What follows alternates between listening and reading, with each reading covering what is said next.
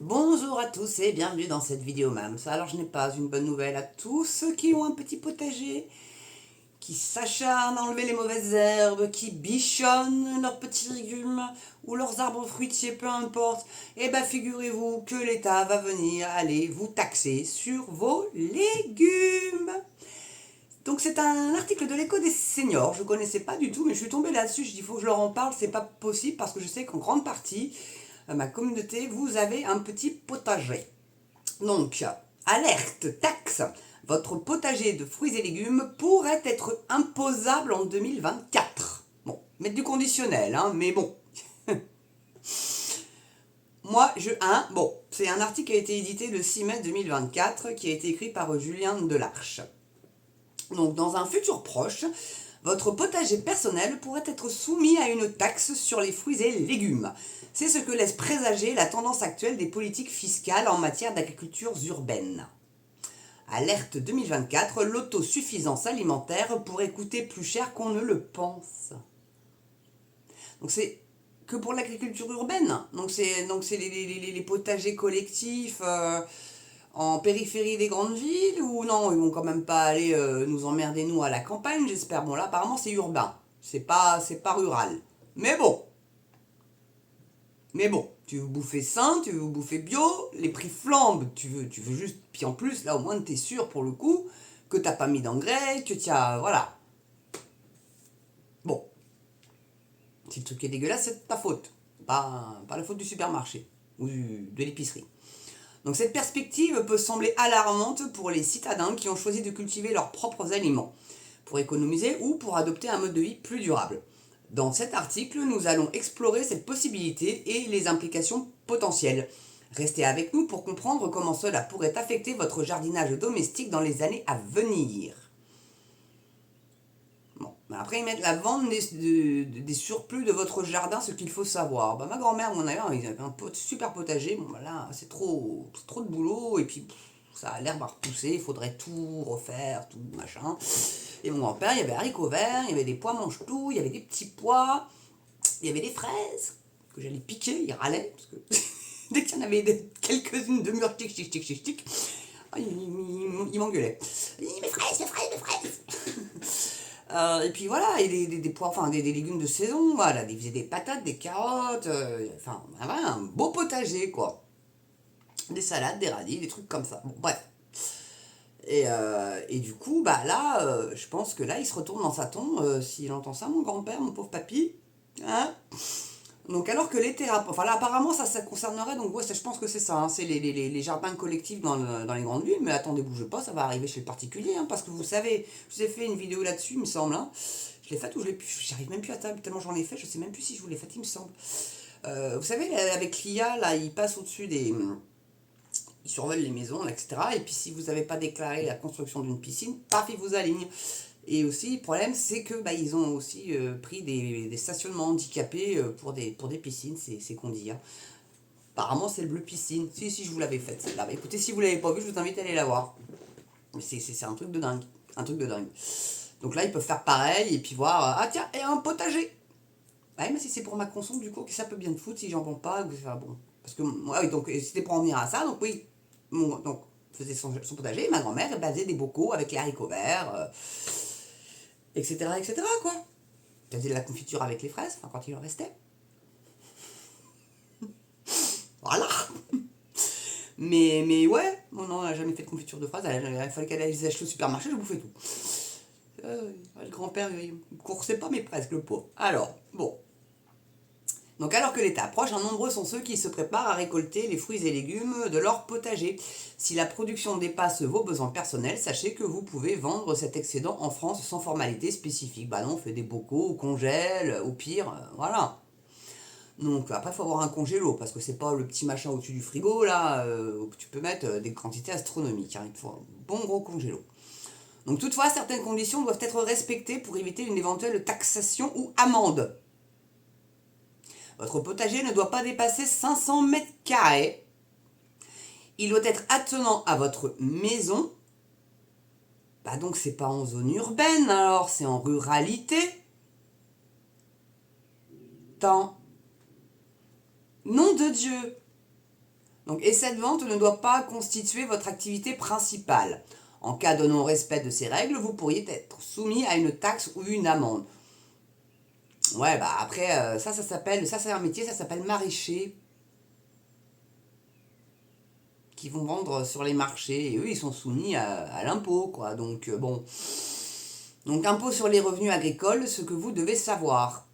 Il est important de noter que les bénéfices tirés de la vente des produits de votre jardin peuvent être soumis à l'impôt sur le revenu dans la catégorie des revenus agricoles. Toutefois, le montant prélevé ne doit pas dépasser 85 800 euros bruts par an. Voyons, quand même pas mal déjà là, non, c'est maraîcher. Donc pour éviter toute accusation d'évasion fiscale, non, non mais oh putain sans rire. Il est conseillé de demander le statut d'auto-entrepreneur, donc pas le droit au chômage quand c'est comme ça, et de déclarer ses revenus dans votre déclaration d'impôt. Cette démarche permettra non seulement de respecter la loi, mais aussi de profiter pleinement des fruits de votre travail sans craindre une sanction financière. Les règles à respecter pour une vente au déballage. Il est essentiel de préciser qu'il est interdit d'installer un stand à l'entrée de votre domicile pour vendre vos produits sans autorisation préalable de la mairie. Cette pratique appelée vente au déballage peut entraîner une amende pouvant atteindre 15 000 euros. Pour éviter toute sanction, il est recommandé de respecter les circuits de distribution conseillés et de se conformer aux réglementations en vigueur. Il est également possible d'utiliser des méthodes alternatives comme le système de click and collect ou le bouche à oreille pour écouler vos surplus en respectant les consignes. Vous pouvez profiter pleinement de votre récolte tout en restant dans la légalité. Bah oui, on n'a pas tellement envie d'avoir des emmerdements, quoi. Mais vous vous rendez compte? Bon, bah ça, c'est pour les maraîchers, c'est pas pour le petit potager, enfin, t'as pas le droit à plus de 500 mètres carrés, bon, ça fait déjà une belle surface, tu me diras, hein.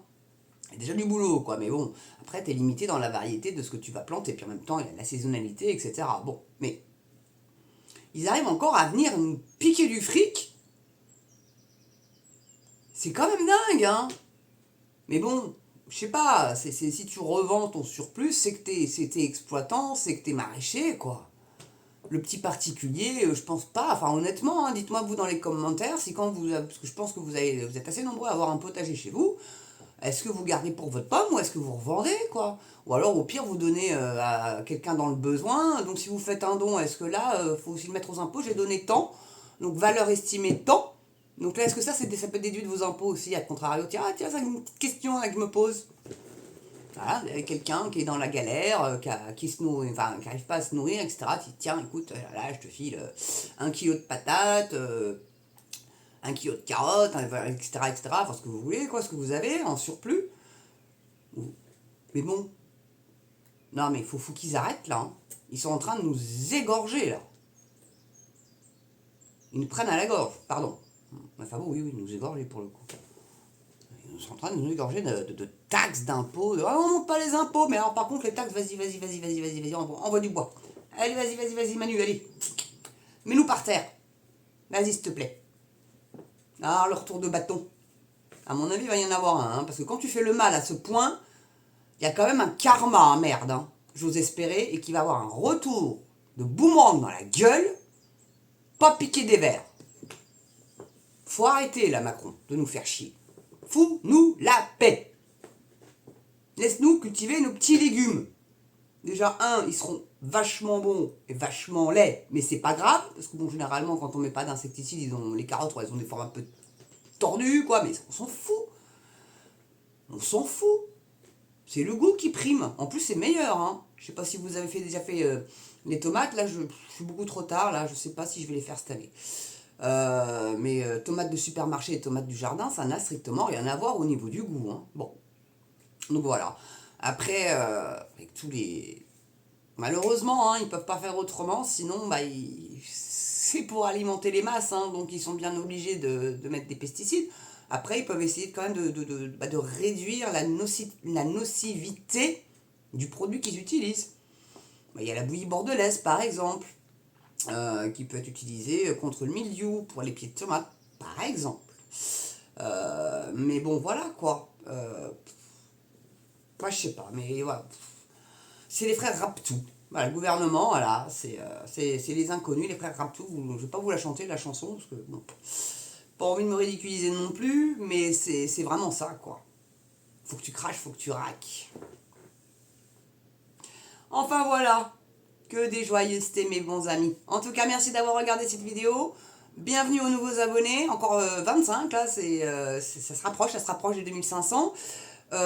Donc pouce, cloche, hein, double clic sur la petite cloche pour être notifié de toutes les vidéos à venir. Et puis partagez sur les réseaux sociaux ou bouche à oreille, hein, pour me faire connaître des autres, puisque je suis complètement invisibilisée dans les recommandations YouTube. Et quand j'essaye de m'en faire expliquer la raison sur le chat YouTube, ça prend des plombes pour avoir un interlocuteur, alors qu'avant c'était bien plus rapide. Donc là ils emmerdent vraiment bien tout le monde. Mais bon, c'est pas grave, on va faire avec, que voulez-vous. Alors une fois que les européennes seront passées, je pense que ça sera mieux, mais bon, pour l'instant, ils nous emmerdent, ils nous emmerdent, ils nous emmerdent. Voilà, puis le petit don, la petite souscription, hein, pour encourager et aider la chaîne à monter et à pouvoir s'améliorer, bien évidemment. C'est important pour moi de pouvoir vous produire des vidéos de meilleure qualité. Voilà, même si vous kiffez comme c'est, moi j'ai envie de l'améliorer, vous verrez que vous kifferez aussi quand ça sera amélioré, je vous assure. Allez, je vous embrasse. Belle soirée, belle journée selon l'heure à laquelle vous la regardez. Et surtout, très important, portez-vous bien et prenez soin de vous. Allez, à bientôt pour une prochaine vidéo, Mams. À ciao.